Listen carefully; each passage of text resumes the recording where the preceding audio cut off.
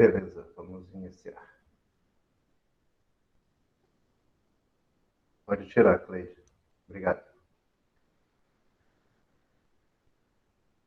Bom dia, pessoal. Meu nome é Jackson Mello, eu sou psicólogo do Campus Porto Velho, Zona Norte, e hoje eu vou fazer a mediação da atividade pela manhã, intitulada Relacionamento Interpessoal e Resolução de Conflitos. Saúdo todos os presentes, né, por nos prestigiar, também nossa convidada já de antemão, os professores e os técnicos, tanto do Campus Porto Velho, Zona Norte, quanto do Campus Calama. A Semana de Educação para a Vida de 2021 está sendo realizada em conjunto entre esses dois campos e tem como base 3 temas principais, né? Inclusão escolar, relacionamento interpessoal e desafios na educação, e tem uma programação que vai até o dia 6. Quem estiver presente, por favor, prestigie nossa semana e participe. Com certeza haverá muitas contribuições também de vocês. Hoje, cuidando aí do segundo tema relacionado a relacionamento interpessoal, o nosso tema de hoje é relacionamento interpessoal e resolução de conflitos, e a nossa palestrante é a Márcia Francisca da Costa do Nascimento, que já está presente, né, Márcia? Bom dia.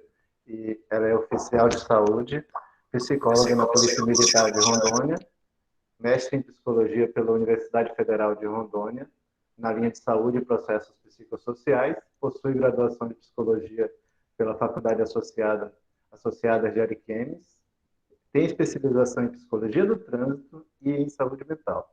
Pesquisa temas relacionados à saúde mental no trabalho, estresse, suicídio, depressão e habilidades sociais. E com certeza vai colaborar muito no desenvolvimento dessa nossa temática. Qualquer dúvida, pessoal, quem quiser participar ou interagir até com a nossa palestrante, inicialmente nós vamos pedir para fazer via chat, e aí, quando ela terminar ali o momento inicial, aí quem quiser fazer uso da palavra por vídeo também pode solicitar, tá bom? Só para facilitar. Então, quem quiser fazer perguntas durante a fala ou algum comentário, pode usar o chat, até nós informarmos que também pode pedir a palavra, tá bom? Márcia, seja bem-vinda. Agradecemos seu aceitar nosso convite para essa atividade e com certeza aí haverão outros convites. Obrigado. Pode falar, fica à vontade. Bom dia a todos, agradeço aí o convite, né, da Juliana e Ifro. Passei até batom vermelho para ver vocês, gente. Fiquei muito feliz com o convite, porque me remete muito à época de docência, né? Eu dava aula na faculdade onde eu morava, e aí eu sinto um pouco de falta, né, da sala de aula, ainda que virtual. Então, a intenção é trazer esse tema de uma forma leve, por mais complexa que sejam as relações interpessoais, né? Eu vou tentar projetar aqui o material que eu preparei, tá bom? E aí vocês me dão um ok se vocês estão vendo.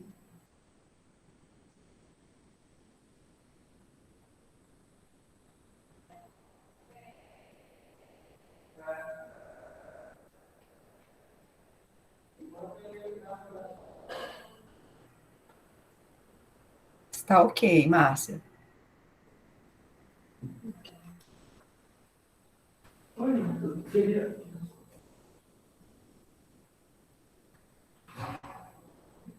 Deixa eu só um minutinho. Coloquei no modo de apresentação, tá, gente? Só um minutinho aqui. Já aparece aí para vocês. Ok. Tá dando um delayzinho, né?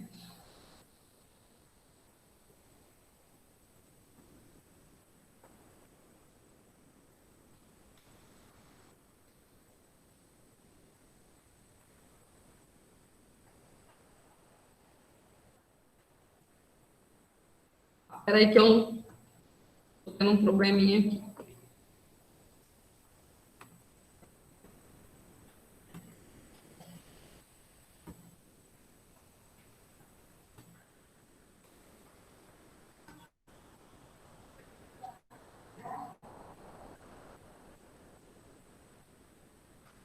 Agora vai.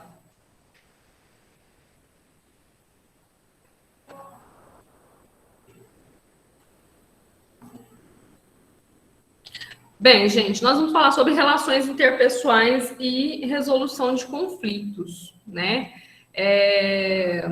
Quando a gente pensa em relações interpessoais, é algo inerente ao ser humano. Desde quando ele nasce, ele é a única pessoa, né, que tem essa capacidade, né, dessa troca, de, inclusive, né, gerar estresse decorrente dessa troca.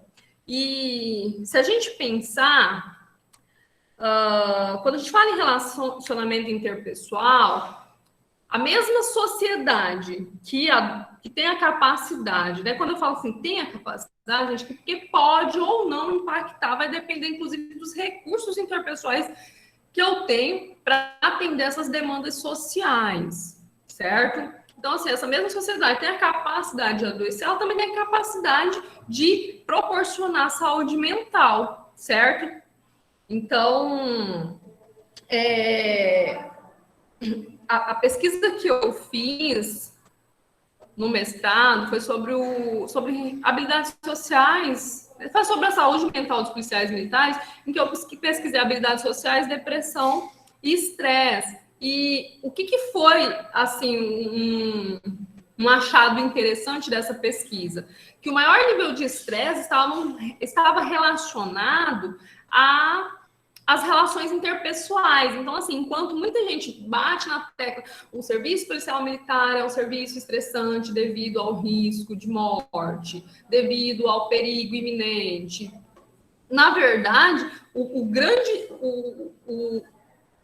nível de estresse está ligado às relações interpessoais, que são cotidianas, né, que são necessárias, e aí a gente tem as relações de poder, e aí quanto maior o nível de habilidades sociais, maior a capacidade dessa pessoa de interagir de maneira eficiente, vamos colocar assim, grosso modo, menos estresse ele sentia decorrente dessas relações, tá bom?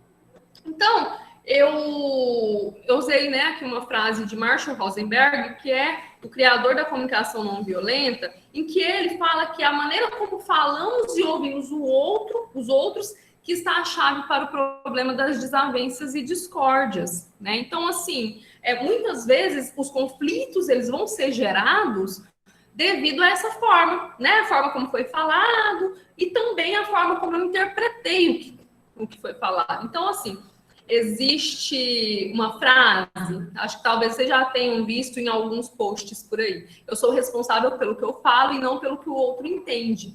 Ora, mas se o outro entendeu de uma maneira equivocada, será que a forma como eu falei não contribuiu para isso?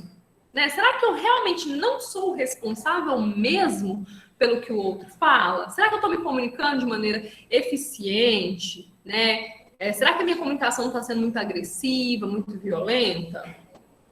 E aí, são dessas relações interpessoais em que nascem os conflitos, né? E aí a gente, né, precisa se perguntar, por que o conflito incomoda? Tem alguém que quer chutar aí? Se alguém chutar no chat, vocês me avisam, tá? Ou se alguém quiser abrir o microfone para falar. Não?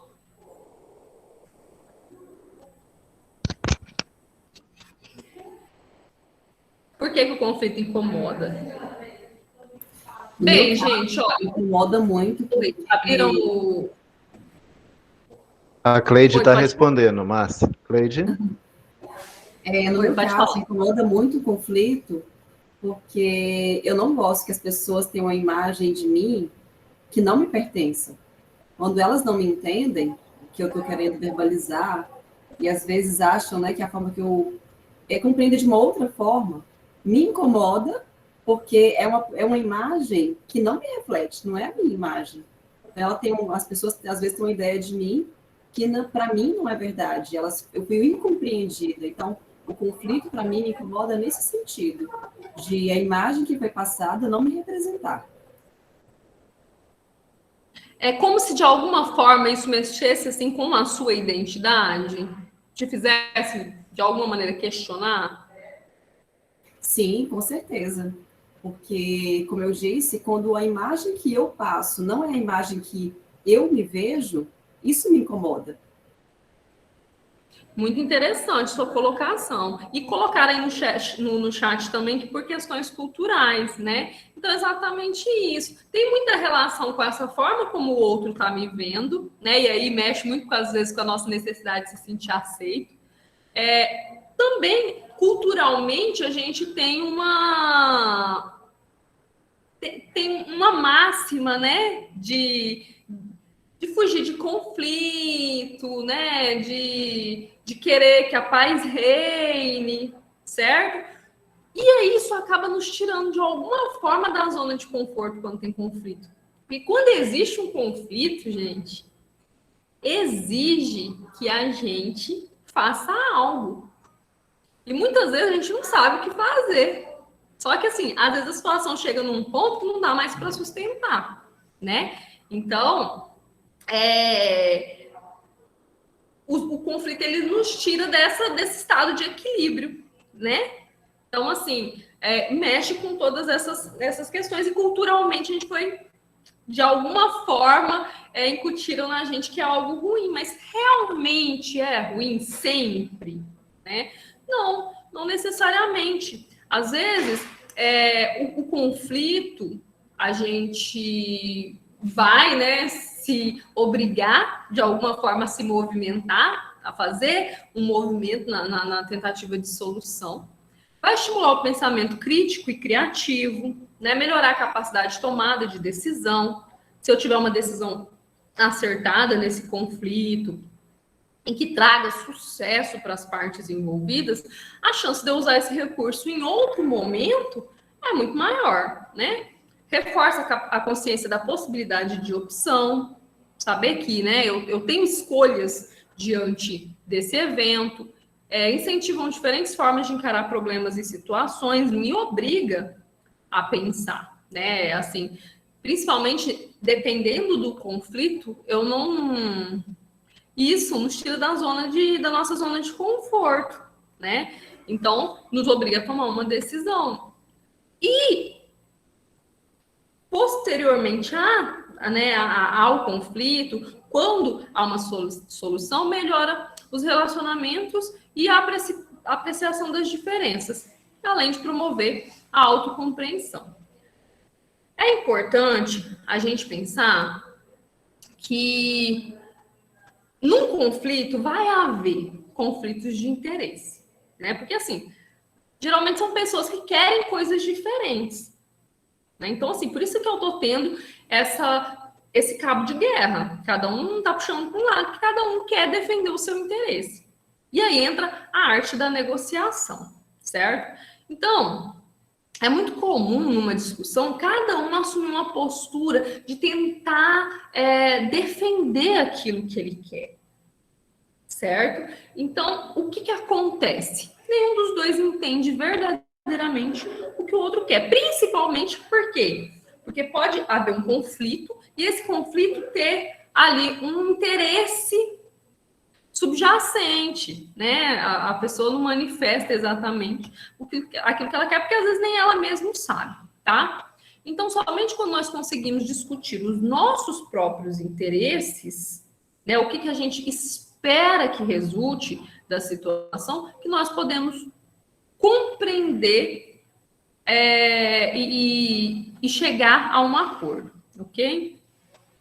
Então, existe muito essa diferença entre interesse e posição, tá? E aí a gente precisa saber qual que é o nosso interesse e qual que é a nossa posição. E aí, às vezes, a minha posição vai ser diferente do meu interesse, tá bom? Nem sempre vai convergir.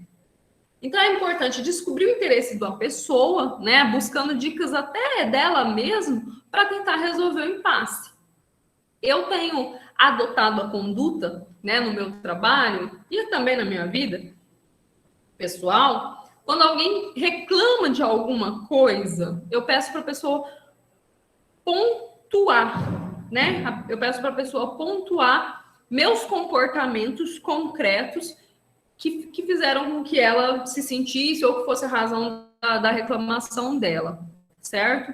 Porque aí eu consigo abstrair do que ela está interpretando, a gente vai falar mais à frente sobre isso, e consigo realmente entender o que está acontecendo, certo?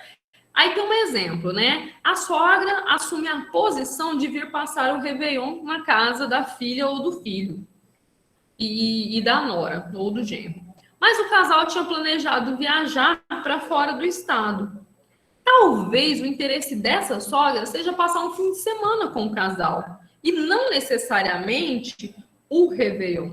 Então, pode ser que o casal consiga negociar que ela venha em outra época, né?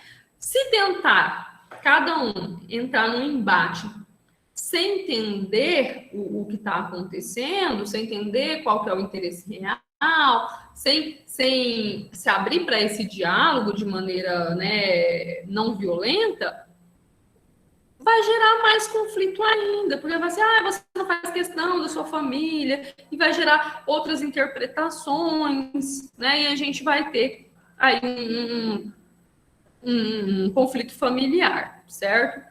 Então, aqui tem uma tirinha, não sei se está dando para vocês verem, tá? A posição de Leonel, né? A mulher falando com a amiga. A posição de Leonel é que ele quer minha companhia. O interesse dele é falar em política. Assim, eu contratei um estudante para ouvi-lo. Então, assim, enquanto o marido reclamava da companhia, a esposa não queria ouvi-lo porque ele queria falar de política, na verdade. Ele não queria a companhia dela, ele queria alguém para falar sobre política. E aí, assim, foi resolvido. E é importante entender a diferença entre posição e conflito, tá? Porque às vezes a pessoa ela tem um interesse e ela vai manifestar isso com um posicionamento que, olhando só para o posicionamento, a gente não vai conseguir compreender, tá? Então, existem diferentes formas de se resolver o conflito. Oi, pessoal? Estão me ouvindo? Estamos sim, Márcia. Ah, tá. É porque desconectou aqui do telefone. Eu estou conectada com os dois. E aí E continua normal. Eu achei que tinha desconectado tudo.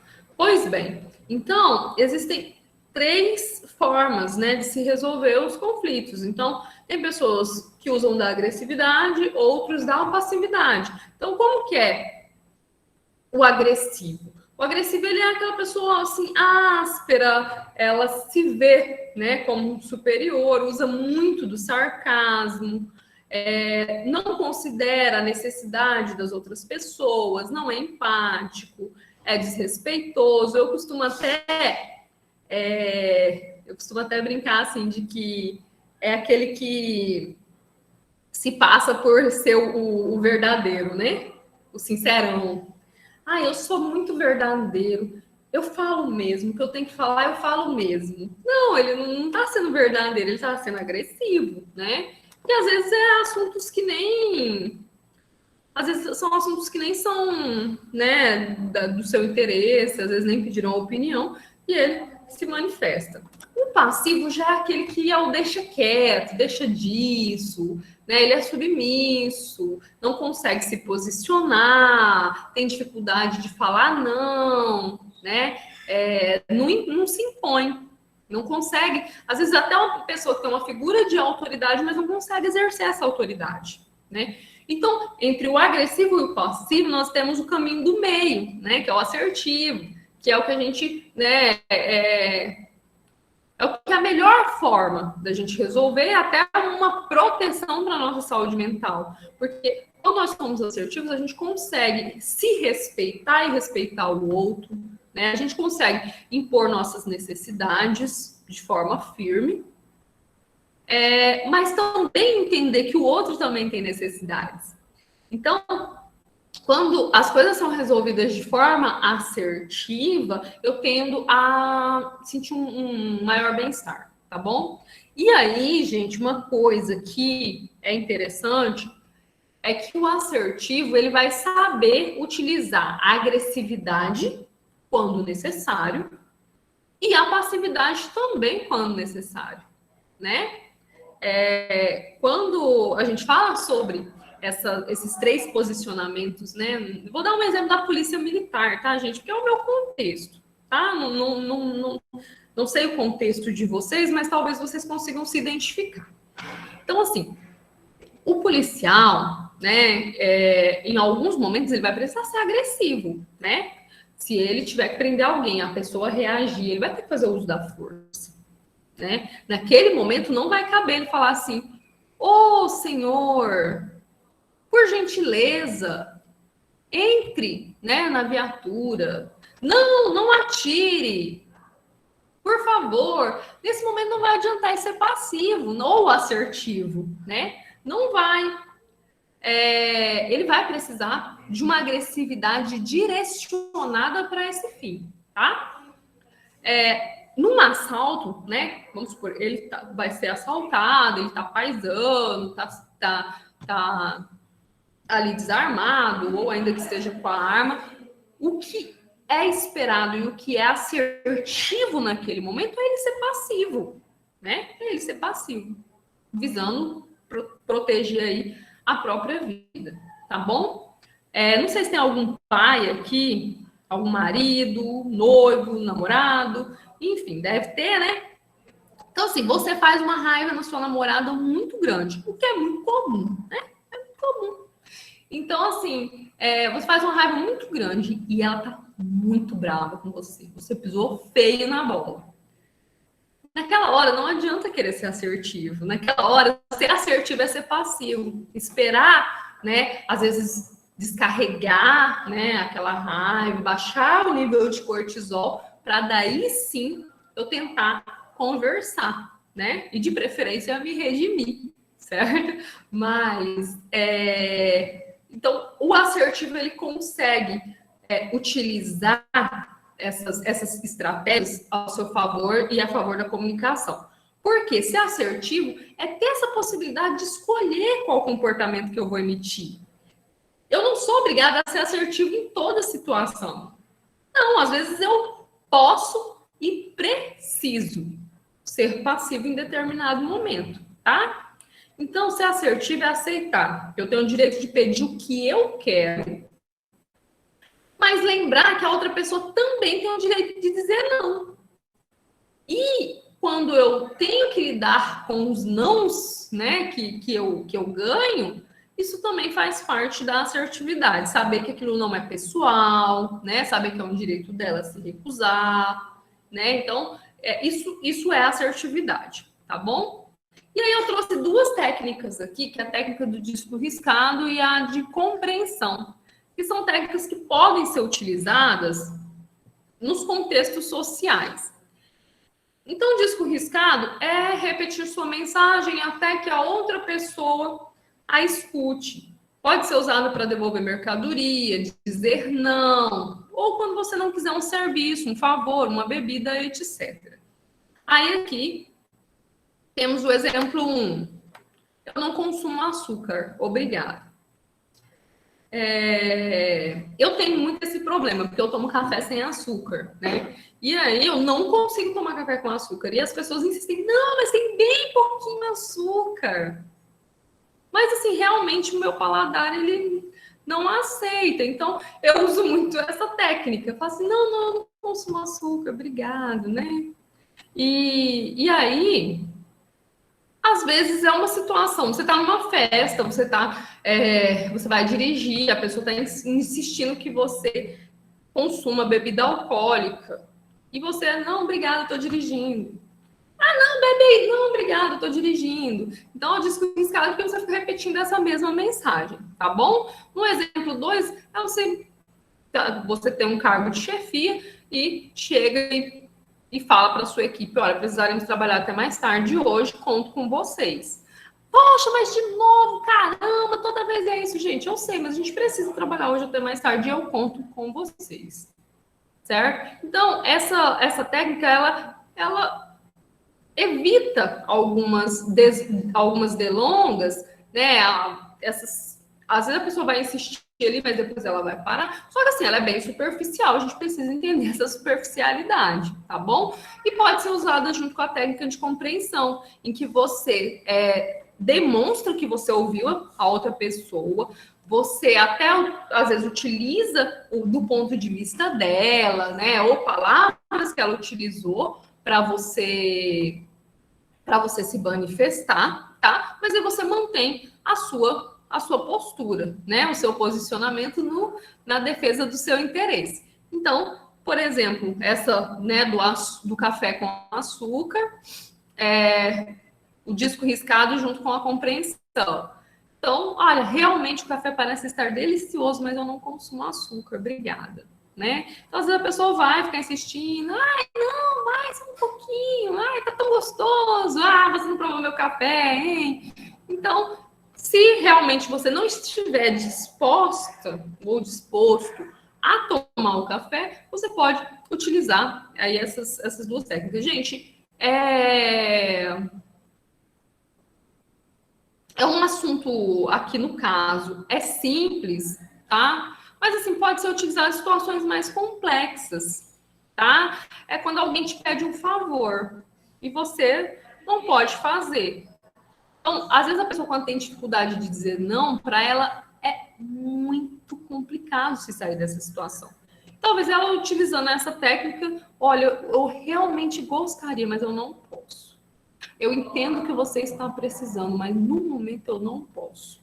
Emprestar dinheiro, né, para família, para amigos, enfim, tá bom? É uma técnica que a gente pode utilizar nesses contextos um pouco mais delicados, espinhosos, tá? E aí, no caso do segundo exemplo, poderia ficar, olha, sei que já estamos trabalhando bastante, que nossa sobrecarga está imensa, mas eu realmente preciso da compreensão de vocês para que a gente trabalhe até mais tarde hoje, tá bom? Bem, alguém fez algum comentário aí no chat? Gente, então, é importante que, alinhado a minha fala, né, a minha fala seja muito clara, que a minha postura consiga transmitir isso, tá? Porque senão eu não estou convencendo nem a mim mesmo, principalmente quando eu vou afirmar um direito, tá? Seja com o meu chefe, seja com um colega de trabalho que faz uma brincadeira que eu não gosto, seja para devolver uma mercadoria que deu defeito e o vendedor de alguma forma, né, não está querendo aceitar. Então, eu preciso acreditar no que eu estou dizendo, tá bom? E manter uma postura que transmita isso, tá? Senão, de fato, eu não vou conseguir, tá? Então, a linguagem corporal é muito importante. Se você tem dificuldade de olhar nos olhos, tenta olhar na testa, né? Tenta olhar na testa, porque daí você não se sente intimidado. Por que eu falo isso? Porque, por muitas vezes, quando eu ia apresentar trabalho e a pessoa estava olhando para mim, eu me desconcertava. Eu me desestruturava, certo? Então, eu passei a olhar na testa. Olhava na testa de todo mundo. E se a pessoa acenava para mim, aí eu olhava para ela, porque eu tinha acertado, né? Então, é muito importante alinhar, tá? Tanto a comunicação quanto a postura corporal, tá bom? E aí tem uma parte legal, né? É um gênero textual acadêmico, portanto, utilizado dentro da academia, dentro das universidades, para se mostrar produções intelectuais. Quem costuma ver, se está acostumado a ler constantemente revistas eletrônicas, vocês veem que as sessões nas revistas eletrônicas de ensaio, né? E esses ensaios... Gente... Pode continuar, Márcia. Eu não... Desculpa, peraí, só um pouquinho.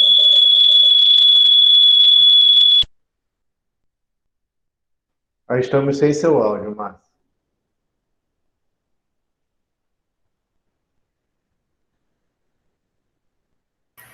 Ficou sem áudio, professora.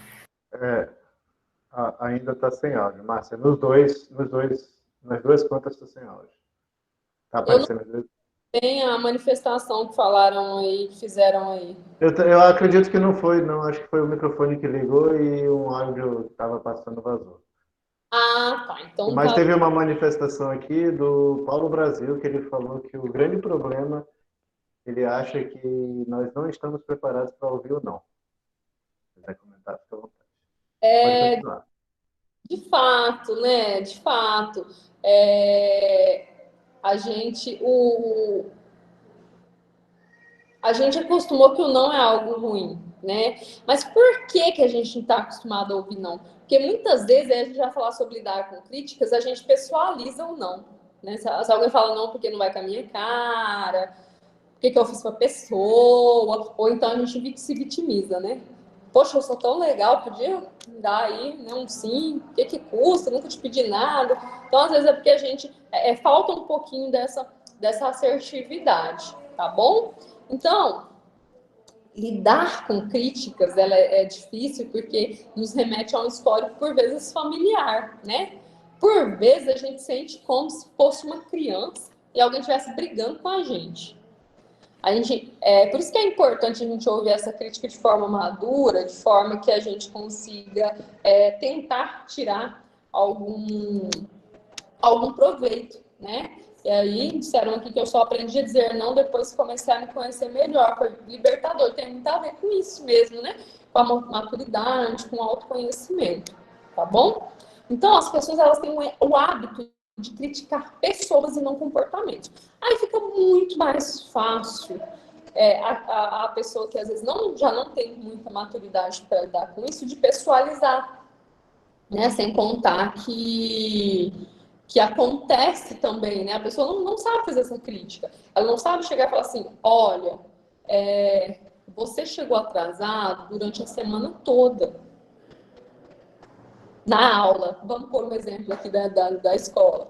Você chegou atrasado na escola a semana toda, né? É diferente de eu chegar e falar, você é um irresponsável, não quer saber de estudar.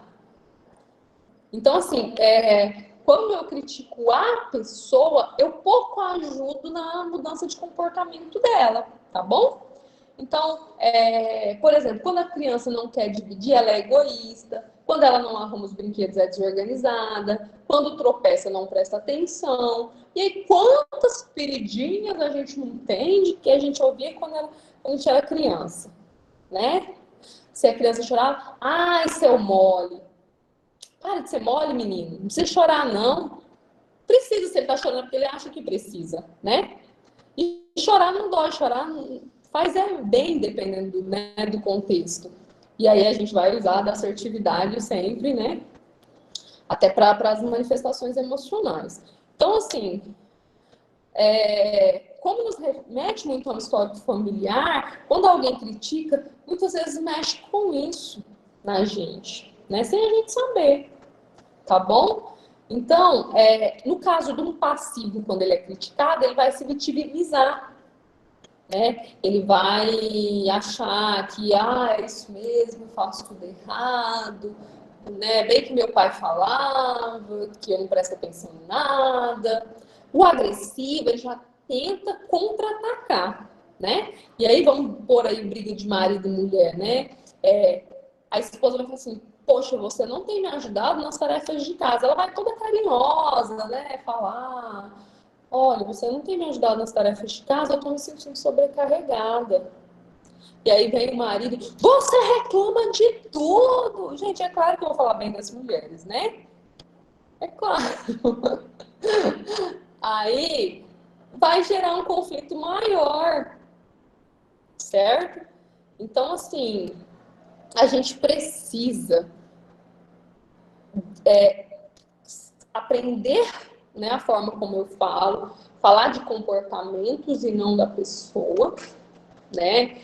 E pedir mudanças de comportamento. Mais adiante a gente vai falar sobre isso também, tá bom? E não contra-atacar. Se eu acho que a pessoa reclama, e provavelmente ela não reclama de tudo, tá? Essas generalizações também é muito ruim, o sempre, o nunca, você nunca me dá atenção, você sempre faz isso. né?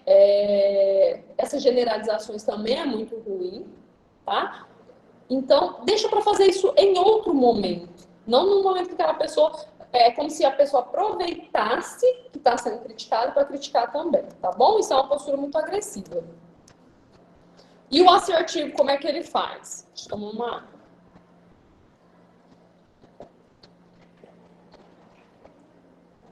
O assertivo, ele escuta as críticas e aceita o que é válido, tá? Assume os erros que, de fato, ele reconhece, tá? E entende, consegue compreender que essas críticas não são dirigidas a ela, mas sim a seu comportamento. E também que essa pessoa que está criticando, às vezes ela pode até fazer uma crítica pessoal, né? Ela pode até não saber fazer essa crítica e criticar a pessoa, mas o assertivo consegue separar isso.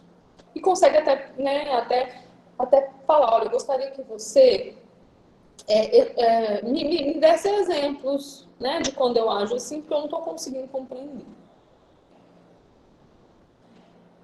Avalia, inclusive, sobre as consequências de responder essa crítica. Se é válido responder, se não é, né?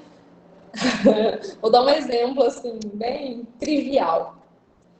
Eu tô com essa farda que eu tô grávida, né? E aí tinha uma farda que era diferente que a gente usava. E agora mudou e é essa. E ela não é a farda mais bonita da face da terra, gente. Não é. E aí uma pessoa chegou e falou, né? Falou assim, nossa, essa farda é muito estranha. Assim, do nada, tipo, a pessoa não me viu uma semana. Nossa, essa farda é muito estranha. Aí eu falei, obrigada. Aí a pessoa disse, eu tenho que falar, você sabe, né? Eu tenho que falar. Eu falei assim, não, você não tem, você falou porque você quis, né? Assim, tentando trazer uma leveza, mas de fato, assim, né? Eu tava achando desnecessária aquela crítica. Mas eu vou, naquele momento, compensava, não, vem cá, olha, né? Você criticou o meu vestido, eu já estou me sentindo uma pata choca e eu gostaria que você não fizesse mais isso. Naquele momento eu não vi como necessário, né? E aí é importante também saber o quanto que vale a pena responder a essas críticas, tá bom?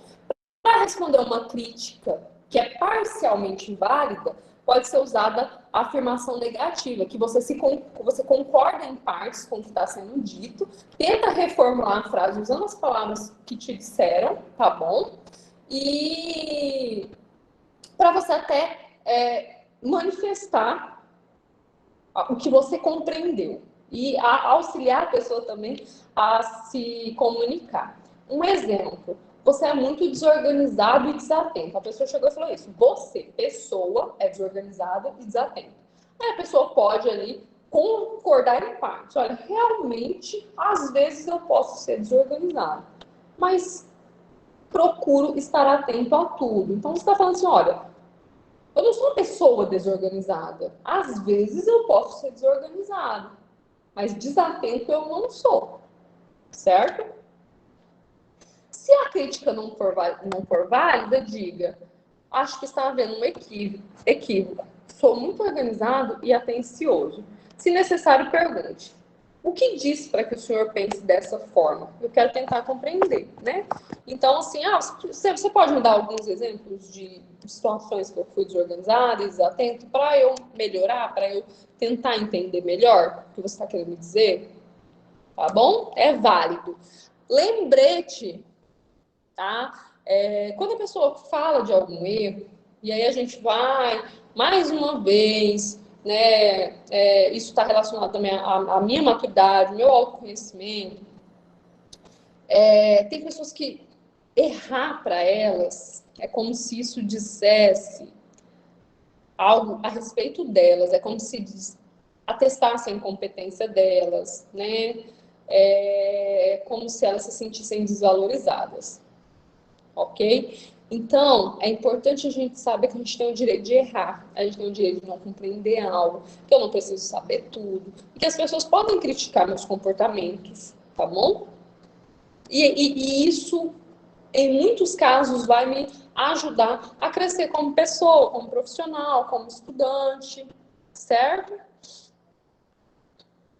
E aí a gente tem a comunicação não violenta, né? Que é uma forma de interação entre as pessoas e grupos que pode ser aplicada em diferentes contextos, tá bom? Desde relacionamentos íntimos a relacionamentos, né, no trabalho, na escola, tá bom? Negociações comerciais, e ela visa sempre a conexão, tá? É se conectar através da comunicação para que a pessoa ela consiga oferecer o melhor dela a você, e que você também ofereça o seu melhor a outra pessoa nesse processo, tá bom? E aí a gente tem 4 pilares de comunicação, da comunicação não violenta, que passa pela observação, sentimento, necessidade e o pedido. Então, o primeiro passo, né, para eu conseguir compreender essa situação é não julgar, né? Não julgar, abrir mão do que eu interpretei, tentar observar o contexto, o que aconteceu, tá? Por que eu falo isso, gente? Porque às vezes a pessoa pega e se atrasa. E eu começo a falar, isso é falta de consideração comigo. A pessoa não me respeita. A pessoa acha que eu tenho tempo a perder. Olha o tanto de interpretação que eu fiz. Olha o quanto que eu imputei a conduta dela, né? Então, assim, eu até costumo dizer que é importante a reflexão, né? E aí, muitas vezes, para você refletir o todo num espelho, você precisa dar um passo para trás, né? Então, às vezes você se afastar um pouco da situação, né? Olha, vocês estão vendo aqui uma parte do meu corpo. Então, se eu afastar mais, vocês vão até ver a minha fardinha, né? Que eu não acho tão bonita. Entendeu? Então, assim, às vezes se afastar, eu consigo ter uma visão mais ampla da situação, tá bom? A parte do sentimento é eu tentar compreender o que aquela situação provocou em mim. Se eu tô com raiva, se eu tô triste, né? Quando eu começo a nomear esses sentimentos, eu começo a compreender que essa responsabilidade não é do outro, tá? Eu começo a compreender a minha responsabilidade na parte do processo. Um exemplo, né? Você chega para a pessoa simplesmente fecha a cara para você. E aí você tenta, né? Você tenta perguntar o que está acontecendo. A pessoa, não, sabe não. Não, mas você está com raiva? Não, tô não. Então, assim, a pessoa está falando que não, né? Todo o corpo dela diz que sim, todas as atitudes dela diz que sim, mas ela verbaliza que não. E aí, qual que é o problema de reconhecer essa raiva? Sim, eu tô com raiva, né? Tô com raiva. Isso é saudável. É importante para o processo de autoconhecimento, tá? Aí vem a necessidade. Então, peraí, eu observei a situação, né? Eu deixei de lado os meus julgamentos e as minhas interpretações, e aí eu consegui nomear o que eu tô sentindo, o que aquela situação provocou em mim, tá bom? E aí eu vou tentar verificar qual que é a minha necessidade, né? Me atentar em o que essas emoções geraram em mim, e qual a necessidade que eu tenho, qual a necessidade que não foi atendida, qual a necessidade que eu quero que seja atendida, tá? É importante eu prestar atenção nisso, porque geralmente sempre tem uma necessidade que não foi atendida ali, tá? Um exemplo, uma mãe pede para o filho para chegar em casa tal horário, o filho não chega, o pai se sente completamente desrespeitado. Porque a necessidade, né, de ter a sua autoridade respeitada ali não foi suprida, né? Então, quando ele começa a olhar, volta lá para o estágio de observação, tenta primeiro compreender por que esse adolescente, por que esse filho não chegou no horário que a gente combinou, né? Aí, talvez até esses sentimentos eles mudem, tá bom? Então, vem o quarto estágio, que daí é o estágio de... Gente, desculpa, eu tô um pouco ofegante, tá bom? Mas vamos lá. Vem o estágio do pedido, que é quando você caminha para a solução, onde você vai manifestar o que você precisa que a outra pessoa faça, é onde você vai conseguir ter a sua necessidade atendida, tá bom? Então, para eu me comunicar de forma não violenta, eu preciso desses 4 pilares: observar o que está acontecendo, manifestar o que eu observei, falar sobre o que eu estou sentindo, né, a forma como eu me senti, falar a minha necessidade que não foi atendida e fazer o meu pedido, tá bom? Às vezes eu não consigo identificar uma necessidade, mas eu posso fazer ali um pedido. De que forma que eu espero que essa pessoa aja? Olha, meu filho, eu espero que você cumpra o que a gente combina, porque senão fica difícil confiar em você, certo? E o que não fazer? Julgamentos moralizadores, né? Se a gente abriu mão na observação das nossas interpretações e julgamentos, então o que eu não devo fazer? Julgar, né? Porque quando eu julgo, faço um julgamento moral, isso diz respeito a mim, não a outra pessoa, tá bom? É como se eu atribuísse uma natureza maligna às pessoas, a forma como elas vivem, a forma como elas se relacionam, se vestem, enfim, só porque é diferente do que eu faço, né? Às vezes, para mim, eu defendo algo que outras pessoas, para elas, tudo bem. Não cabe a mim, tá, fazer julgamento de que aquilo tá errado. Não, aquilo é simplesmente a forma como ela vive, que é diferente da minha, tá bom? Exemplo, isso está errado. O seu problema é que você é egoísta, você é preconceituoso. E ainda outras formas de julgamento, insulto, depreciação, comparação, rotulação e crítica, tá? Que a gente tem que fugir completamente disso. Sempre que eu for criticar, eu tenho que lembrar: vou criticar comportamento e não a pessoa, tá bom? Analisar os outros é uma das formas de expressar necessidades e valores.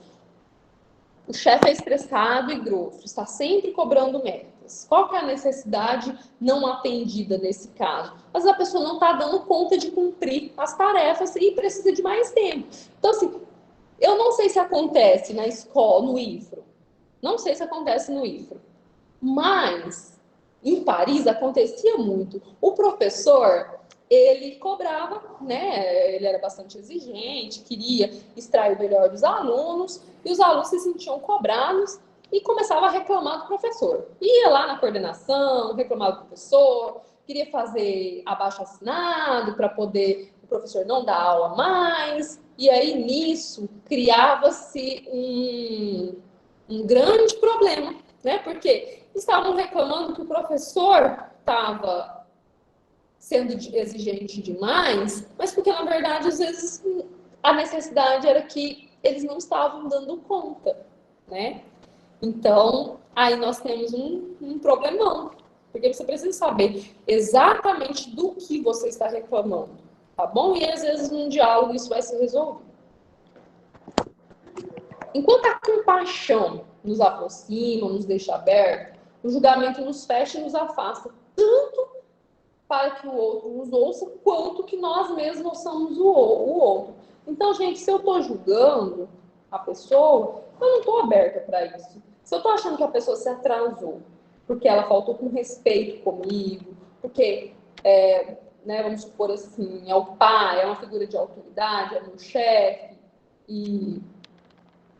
ou mesmo um amigo, né? Assim, poxa, você me deixou esperando, você não me respeitou, você me desmereceu, você não sei o que lá, e começa a julgar esse comportamento, interpretar de acordo, né, com as próprias necessidades, não vai abrir espaço para o outro. Aí o outro vai se sentir injustiçado. Poxa, mas é porque aconteceu isso, você não quer nem saber o que aconteceu? Não, eu não quero saber, e aí gira um problemão, tá bom? Vira um problemão. Exemplo, Uma mãe doente tem mais chances de ouvir quando dizemos: mãe, quero tanto tê-la comigo por muito tempo e tenho tanto medo de perdê-la, por isso prezo tanto para que a senhora cuide da sua saúde, do que se a gente quiser controlar o que ela deve ou não fazer, como se eu estivesse tirando autonomia. Mas você não pode comer isso. Você está doente. Mas você tem que tomar remédio. Você tem que fazer atividade física. Como se invertesse os papéis, né? Nesse caso específico, como se invertesse os papéis, sabe? Então, assim, qual é a chance dela ouvir mais se você falar com amor, falar a sua preocupação, né? Então, aqui, olha, às vezes você vai falar observação, né? Olha, eu observei que a senhora não está seguindo a dieta, né? E aí você fala o sentimento, eu tenho tanto medo de te perder, né? Eu queria tanto ter você aqui por muito tempo. E aí você faz o seu pedido, né? Eu gostaria tanto que você cuidasse mais da sua saúde. Então, tem mais chances dela abraçar isso do que se for o contrário, tá bom? A gente não gosta de ser cobrado, gente, a verdade é essa, né? Às vezes a gente está fazendo alguma coisa, se a pessoa chegar lá e falar em determinado tom, de determinada forma, a gente às vezes por pirraça não vai querer fazer, né? Outra coisa, linguagem rebuscada, né? Muitas vezes ela pode ser usada como uma forma de agredir o outro, como uma forma de demonstrar superioridade em relação ao outro. Então, às vezes, você utilizar uma linguagem acessível vai conectar muito mais do que você usar uma linguagem rebuscada, tá bom? A gente foi ensinado a devolver violência com violência. Então, se apanhar na rua, quando chegar em casa, apanha de novo. Por isso que, às vezes, quando a gente é criticado, a gente quer contra-atacar. Às vezes, quando são agressivos com a gente quer ser agressivo novamente, né? E, às vezes, quando a pessoa está com muita raiva, a pessoa está bem agressiva com você fala assim, olha, você está sendo agressivo comigo, eu acho que eu não mereço isso. Eu não vou conversar com você enquanto você estiver assim. Às vezes, você consegue tocar mais essa pessoa do que querer entrar no embate, né? Mas aí quando começa uma discussão, começa uma competição de quem machuca mais, tá bom? E aí, outra coisa que a gente não deve fazer são comparações, porque a comparação gera competitividade. Aí não sei se tem mães, pais aí, como eu já falei, às vezes, o que acontece? Começa a comparar os filhos. Seja igual a sua irmã, que estuda, olha como que ela só tira nota boa, você não tá nem aí. Né? O que acontece quando começa a fazer isso? Começa a gerar competitividade entre esses irmãos, tá bom? Os conflitos eles ocorrem por uma certa incapacidade de lidar com as diferenças individuais. Existe uma ideia que o outro sempre será um adversário. Então, quando você faz isso, você aumenta a tensão, né? E às vezes a irmã não tem nada a ver com o rolê e ela acaba sendo ali um objeto de ódio. Por quê? Porque tá havendo essa comparação, tá bom? Isso vale para tudo, tá? Quem tem namorado fica comparando com ex e vice-versa. Dizer ou, né, fazer juízo de valor. Aliás, dizer versus fazer juízo de valor. Então, a pessoa, quando ela é julgada, avaliada, ela se sente ameaçada, né, intimidada.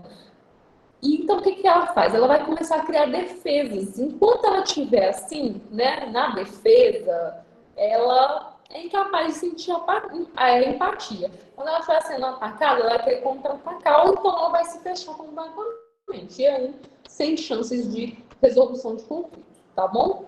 Ao dizer algo com base em interpretações, eu crio dois problemas. O primeiro é relacionado ao que foi dito e o outro é a interpretação que eu dei, tá? Então, assim, às vezes eu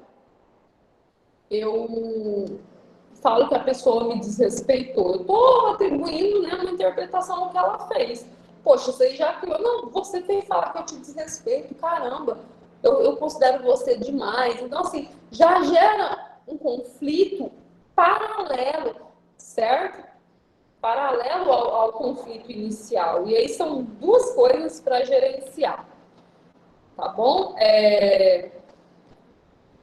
Diga-me que você está decepcionada com as tarefas inacabadas que você vê, mas me chamar de responsável não é um modo de me motivar. Então, assim, um exemplo de uma frase em que a pessoa critica e atribui, né, uma interpretação, um comportamento, e que a pessoa faz essa devolutiva, né? Olha, me fala, né, a sua insatisfação, quais são as tarefas que estão inacabadas, mas me chamar de responsável me desmotiva, me frustra, né? Não me faz querer melhorar. Principalmente, gente, porque assim, aqui, às vezes a gente tem uma pessoa que está com expectativa, e essa pessoa tem uma expectativa muito alta. E aí a gente tem uma pessoa que está querendo corresponder à expectativa dessa pessoa, tá bom? E aí essa pessoa que faz, vamos colocar aqui um filho e um pai, tá? E aí o filho faz, pro pai, a expectativa dele tá tão alta que é como se nunca tivesse bom o suficiente. E esse filho vai se sentir frustrado. Por quê? Cara, tudo que eu faço ainda não tá bom, né? Ele generaliza e o pai, por sua vez, nada que esse menino faz presta. Então, assim, isso prejudica a autoestima, prejudica a conexão familiar, afasta, né, o filho, né, do pai, da mãe. Estou dando um exemplo aqui, mas funciona com tudo, tá, gente? Chefe e subordinado, marido e esposa, mãe, né, e filho adulto, tudo, tá bom? O que não fazer? Negação de responsabilidade, tá? Então a gente tem que entender que a gente tem a opção de fazer ou não fazer algo, tá? Que a gente é responsável pelos nossos pensamentos, pelos nossos sentimentos e pelas nossas ações, tá bom? Então, às vezes, eu fico responsabilizando tudo, ao invés de assumir a responsabilidade do que foi feito ou do que não foi feito, tá bom? Então, eu cheguei atrasado porque tinha trânsito, porque estava calor, porque estava frio, mas nunca porque eu não me programei o suficiente. Atribuir como se fosse ordem de outra pessoa, né? Olha, eu só fiz isso porque minha mãe mandou, só fiz isso porque o chefe mandou, né? Eu não tenho responsabilidade nisso. Mas se alguém manda você fazer algo errado, e você faz, e você sabe que é errado, a opção de fazer foi sua, tá bom? Então, às vezes assim, eu só fiz porque fulano me chamou, né? Então, assim, a gente precisa começar a assumir a responsabilidade, tá bom? Às vezes, ligar nossos atos à personalidade, a história pessoal, eu sou assim mesmo, quando vejo já fiz, meu pai era do mesmo jeito, eu puxei minha mãe, né? Então, assim, essa é a síndrome de Gabriela, né? Eu nasci assim, eu sou mesmo assim, então, não, né? Vamos entrar em um processo de se autorresponsabilizar que vai ser mais saudável para as nossas relações e para a gente mesmo, tá bom? Ou então, quando eu coloco a justificativa da minha ação como uma resposta à ação do outro, né? Como se fosse uma reação. Exemplo, eu só ofendi ele porque ele me provocou. Ele te provocou, mas ofender de volta foi uma opção sua, tá bom? Então, gente, o que a gente pode fazer, né? A gente pode eliminar os julgamentos que fazem sobre o nosso próprio corpo, sobre as nossas competências socioemocionais, tá bom? Porque as mudanças começam, né, às vezes, na gente. Então, observar como que o meu corpo reage em determinadas situações. Olha, quando o tal professor entra, eu já começo a tremer, já fico nervoso. Então, assim, tudo que ele falar, eu vou tender a direcionar para mim. Então, assim, é importante eu me observar, né? Para saber o que aquela reação, o que aquela situação gera em mim, tá bom? Se conectar com o agora, tá? A gente não tem que ficar com ressentimento, tá bom? Ou com ansiedade que não aconteceu. Então, eu preciso me conectar com o momento. Por quê? Porque eu vou precisar observar. Eu só consigo observar o que está acontecendo, certo? Se eu olho para algo que aconteceu com ressentimento, é porque aquilo ali tem muita interpretação minha, muitas vezes. Porque aquilo ali me gerou sentimentos muito ruins que não foram tratados, trabalhados. É um conflito que não foi resolvido, tá bom? A gente costuma dizer quando a gente usa da assertividade, da comunicação não violenta num conflito, a gente tem o ganha-ganha, né? todo mundo ganha, né? Ninguém vai se sentir no prejuízo, ninguém vai se sentir que teve seu direito violado, certo? Então, observar, tá bom? Relatar o que você percebe, assumir a responsabilidade pelas suas impressões e fazer as constatações. Por exemplo, André é preguiçoso. Substituir por André não executou os 3 trabalhos que foi solicitado. Então, tá vendo que ao invés de pessoalizar, eu estou falando de comportamento. Eu estou falando do comportamento que essa pessoa emitiu, né? Aí vai caber ao André assumir a responsabilidade. Olha, realmente eu vacilei, não fiz. Ou então você, eu não fiz porque lá em casa acabou a luz, acabou a internet, acabou tudo. Entendeu? Então, também vai caber aí ao André assumir a responsabilidade por não ter feito, né? O que deveria. Ter informações prévias sobre o que vai falar gera segurança, que reflete na postura. Às vezes eu vou resolver um conflito, se eu tenho informações que muitas vezes é buscada por meio da observação, eu vou me sentir mais segura para resolver esse conflito, tá? A mesma coisa acontece quando eu vou apresentar um trabalho na escola. Quanto mais eu tenho domínio do assunto, mais à vontade eu vou ficar para falar sobre ele, menos ansiedade eu vou sentir, tá bom? Conhecimento é poder. Respirar profundamente se estiver ansioso. Tem várias técnicas de respiração na internet, a gente pode, né? Desde o cheira a flor e apaga a vela, que a gente ensina para criancinha, né? Então, inspira pelo nariz, respira pela boca, como se tivesse um balão, né, aqui na nossa barriga, e a gente fosse tentar encher esse balão inspirando, esvaziar esse balão expirando. Tá bom? Isso aí oxigena o cérebro, auxilia na redução do cortisol, nível de ansiedade, tá bom? Então, é uma técnica bastante válida. Postura ereta, mais solta, né? Nada muito rígido, mas também nada muito desleixado. Olhar nos olhos, mas não de forma intimidadora, isso é importante. Falar pausadamente, de maneira que a outra pessoa possa compreender, ter um tom de voz agradável.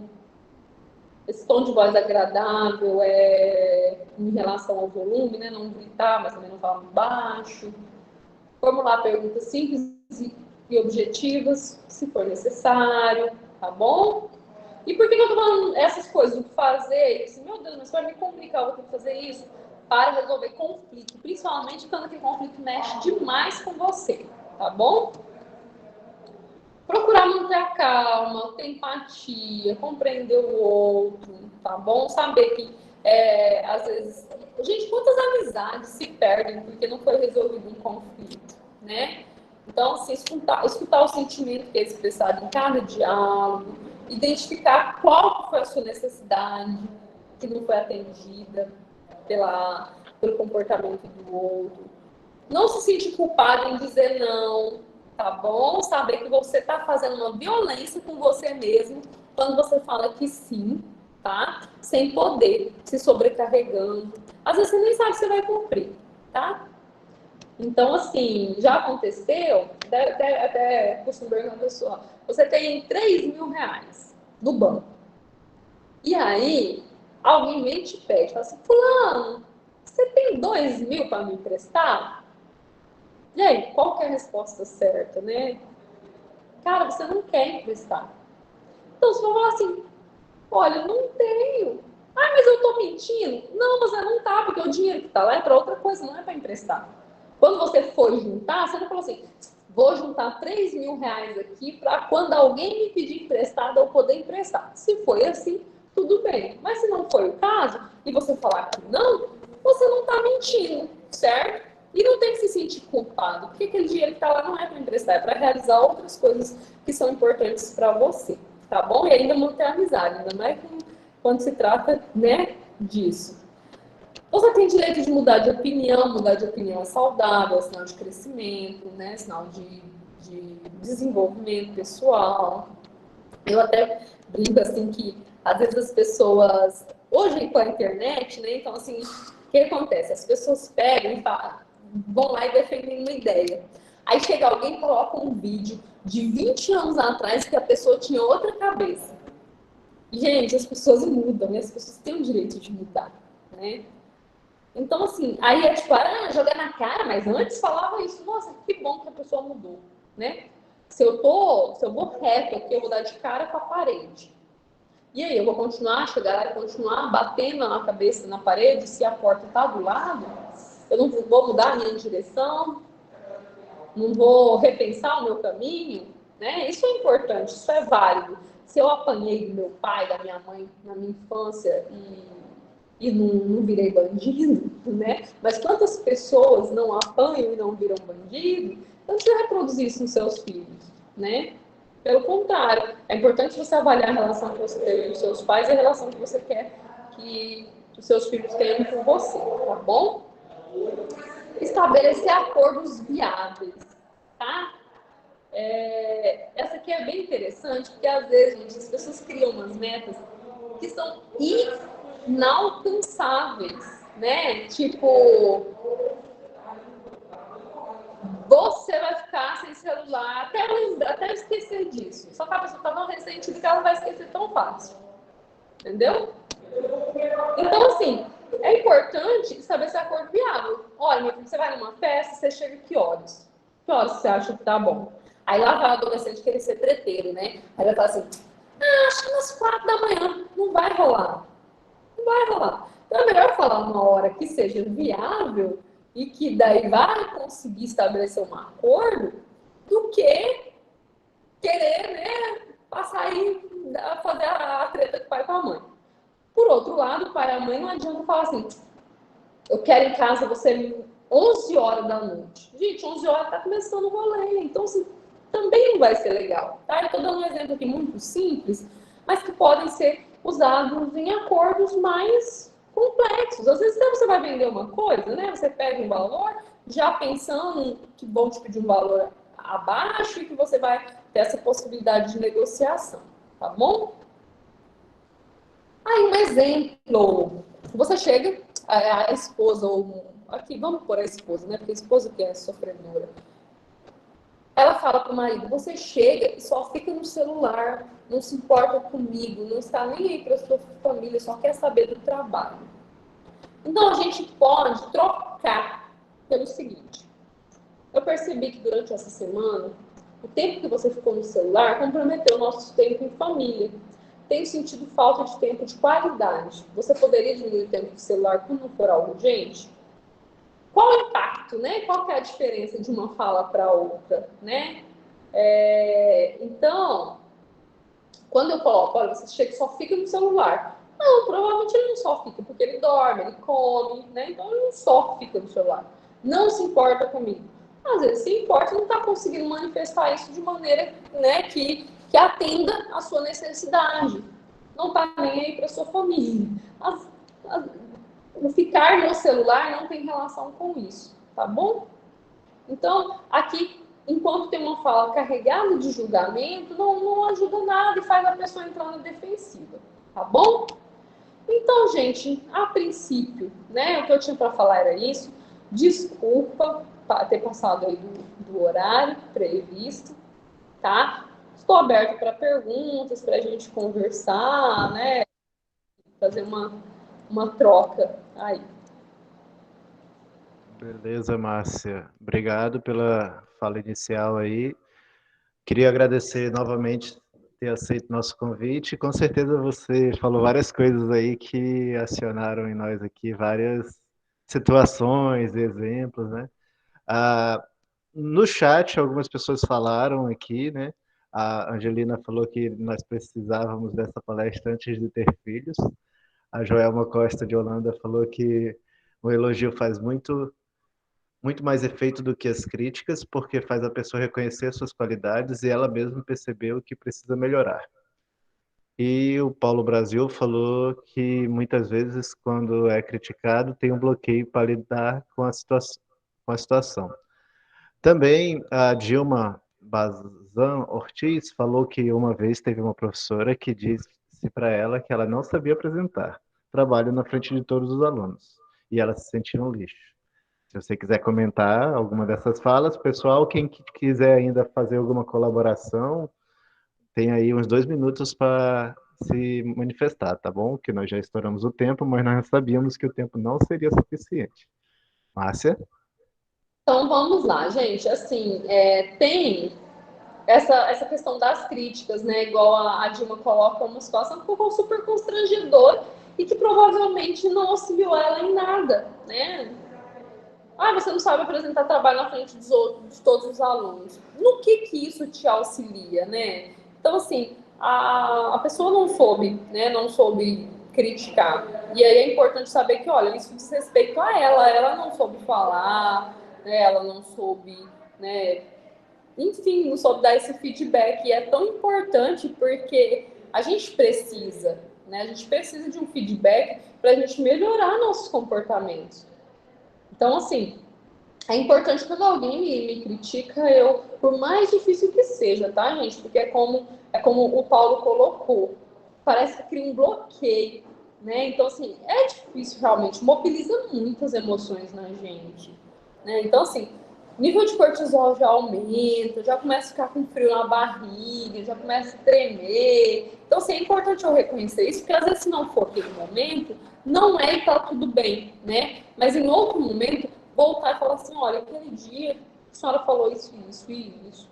Eu fiquei bastante chateada, eu queria saber se a senhora tem alguma dica, né, para me ajudar. Mas, assim, eu não gostei da forma como a senhora falou, foi ofensivo, e eu gostaria de que isso não acontecesse novamente, tá bom? Isso é muito importante, gente, a gente ter esse posicionamento, porque se acontecer uma vez, pode ser que aconteça novamente, tá bom? A Angelina colocou que precisava dessa palestra antes de ter filhos. Aí, na verdade, eu até costumo sempre falar, né, que ter filho tem que estudar, né, gente? Tem que estudar. Você, meu Deus, não dá para criar instintivamente, né? Porque, assim, realmente é muito importante com os nossos filhos a gente manter uma relação mais assertiva, uma comunicação não violenta. Aí a gente tem os princípios da disciplina positiva, né? No Instagram tem vários Instagrams de profissionais que falam sobre isso. E por que é importante, gente? Por quê? A gente quer um filho extremamente obediente, que não teime com a gente, que não insista quando a gente fala não, certo? Então a gente quer que a gente fale com a criança atenda imediatamente. Que eles não teimem, né? Não insistam. Então, se eles não insistir, eles não teimam. E que eles sejam obedientes, assim, bastante bem obedientes. Geralmente a gente quer isso. Só que a gente quer que eles sejam adultos persistentes, a gente quer que eles não desistam fácil nos primeiros desafios, certo? E a gente quer que eles sejam, assim, empoderados, né? Que eles mostrem a vontade deles, tenham força de vontade, mas são coisas completamente diferentes, gente. São completamente diferentes, porque é como se eu fizesse uma criança de um jeito e quando ele virasse adulto, ele se transformasse em outra pessoa. Porque como que uma criança que às vezes, né, ela é cobrada uma obediência cega, né? Ela é tirado dela o direito de sequer de insistir em algo que ela queira muito. Depois eu quero que ela persista, às vezes, no trabalho, né? Quando ela ganha um não lá fora, que ela seja persistente, né? É diferente. Então, assim, realmente, assim, Angelina, a gente precisa mais coisa que a gente tem que estudar aí, né?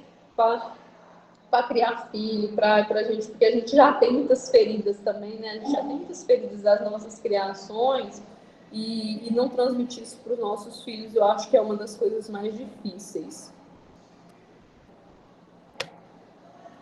Beleza, Márcia. Pessoal, estamos finalizando aqui o período de perguntas. Eu vou ler os últimos comentários, mas fiquem à vontade para agradecimentos e etc. Tá bom? A Angelina falou que foi uma excelente palestra.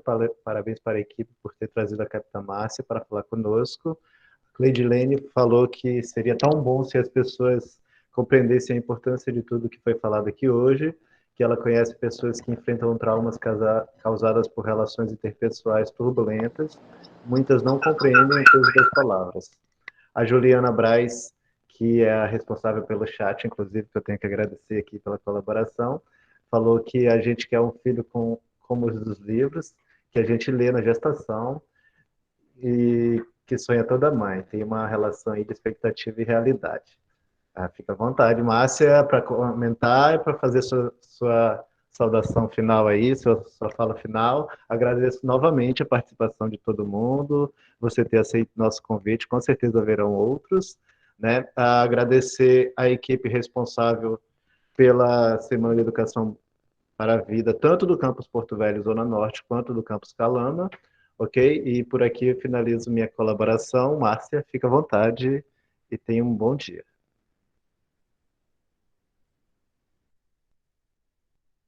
Márcia, seu fone desligou. Acho que desligou do computador. Eu sempre faço isso. Tranquilo. Gente, agradeço pelo convite, tá? Foi muito bacana para mim. Eu sinto falta, né, da interação imediata, presencial, mas assim, foi bem significativo para mim, é um assunto que eu gosto bastante, né, de falar, e assim, estamos à disposição, tá bom? Obrigada. Obrigado, Márcia. Lembrando a todos que também haverá gravação que será disponibilizada, tá, pessoal? Para quem quiser rever aí, alguns falaram que querem rever, inclusive. Para a Márcia também vai ser enviada, tá, Márcia? Tudo Beleza, de bom. tchau, gente. Bom dia. Pessoal, não esqueçam o restante da programação de Semana de Educação para a Vida, que agora vai continuar agora 2 horas da tarde, adentrando até a noite. Agradecer a presença dos professores. Eu estou vendo a Angelina ali, mas eu vi outros também. O Jordano e outros. Agradecer a todos e dos alunos também. Tudo de bom. Tenham um bom dia e é o segundo dia apenas da Semana de Educação para a Vida. Até mais para vocês.